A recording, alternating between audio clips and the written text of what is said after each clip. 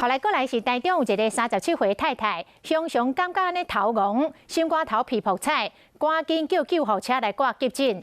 医生发现这个太太是一氧化碳中毒，随甲问讲厝内底还有其他人无？太太讲有哦，还佫有翁婿甲2个囡仔。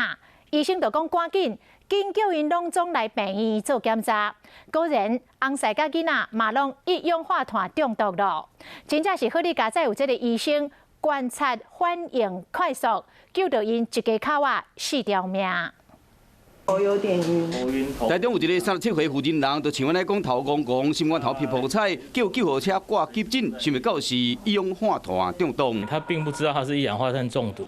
这个妇人人肺内面的一氧化碳浓度超过标准，医生赶紧甲问讲，出来敢有其他人做伙带？伊讲伊人甲2个囡仔拢还伫厝，就惊讲中毒情形会更较严重，医生爱伊通知因翁，带囡仔做到病院检查。后来确认讲，妇人人的翁甲囡仔嘛是一氧化碳中毒。 一家伙4人及时做治疗。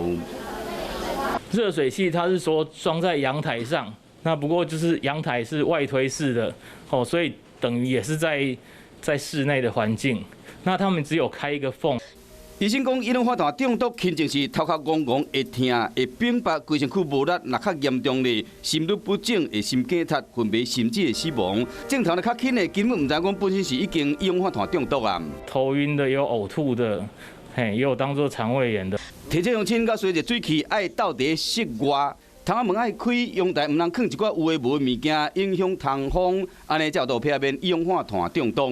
这个妇人人一家伙4人，加在有医生发觉唔对，专业的判断才无造成严重的后果。